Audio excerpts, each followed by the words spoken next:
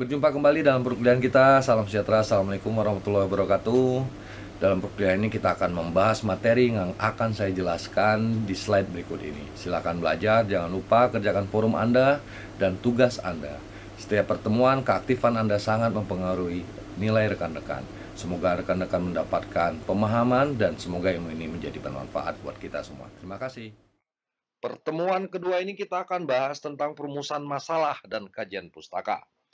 Oke, secara ringkas saja saya sampaikan. Sebelumnya kita akan bahas apa itu karya ilmiah, sudah kita bahas kemarin. Jadi tulisan yang sistematika terkait dengan tulisan ilmiah untuk mengungkapkan gagasan atau deskripsi gagasan, untuk membuktikan atau untuk mengargumentasi penelitian terdahulu, maupun untuk memberikan solusi atau memecahkan suatu masalah. Poin yang kita bicarakan tadi adalah berarti terkait dengan tulisan yang sistematis. Yang kedua adalah bagaimana kita menguji. Yang ketiga ada kata-kata argumentatif, menjelaskan, atau deskriptif gitu ya.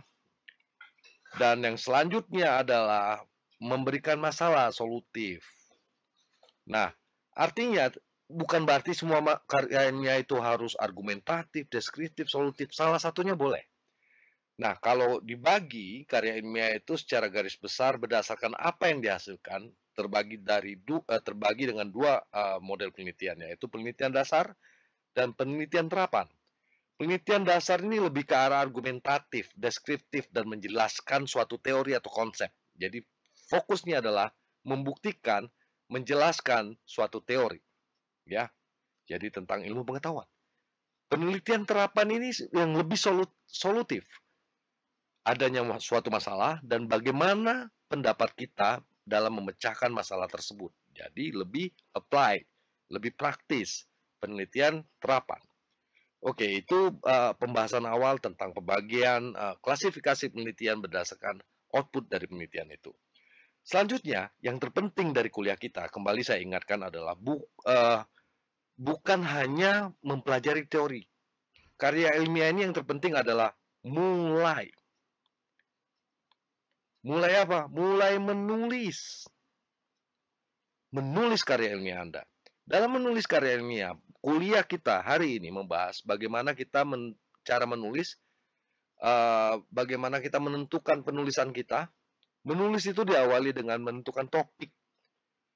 Kebanyakan mahasiswa itu salah dalam karya ilmiah. Salah di sini adalah salah langkah maksud saya. Keliru atau kesalahan langkahnya adalah mencontoh, mencari judul karya ilmiah. Ya, itu yang keliru. Seharusnya apa? Anda tahu dulu masalah yang Anda tertarik untuk Anda teliti apa. Misalnya, oh, saya tertarik terkait dengan bagaimana meningkatkan nilai pajak. Atau, oh, saya tertarik melihat pengaruh antara metode aset tetap, misalnya ya, dengan kinerja perusahaan, misalnya gitu. Nah, kalau Anda sudah mendapatkan ketertarikan Anda, berarti ada tanda tanya di sini. Apa ketertarikan Anda? Masalah apa yang Anda ingin ketahui? Jadi ada tanda tanya.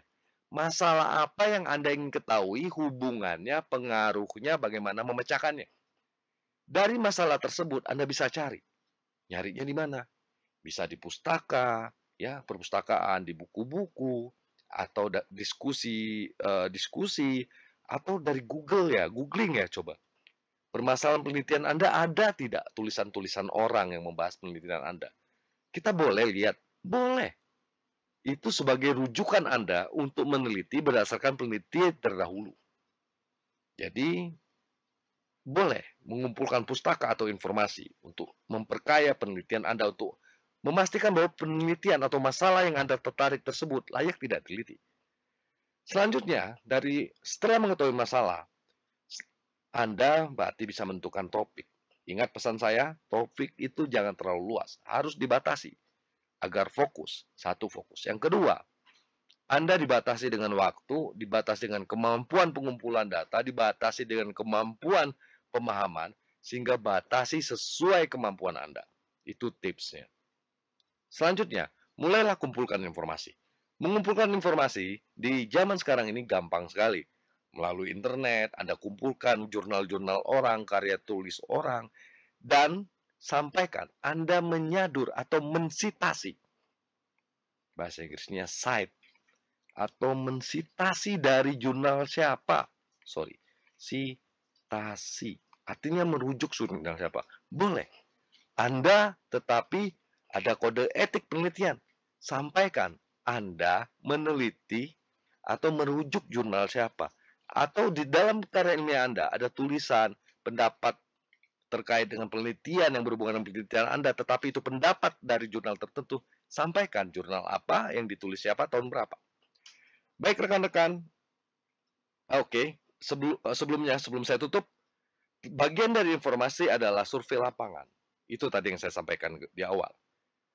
Batasi penelitian Anda, termasuk juga kemampuan Anda untuk meneliti, termasuk juga cakupan dan kemudahan Anda mencari data. Karena Anda harus diperlukan survei lapangan, ya kadang-kadang diperlukan survei lapangan, atau cukup survei pustaka.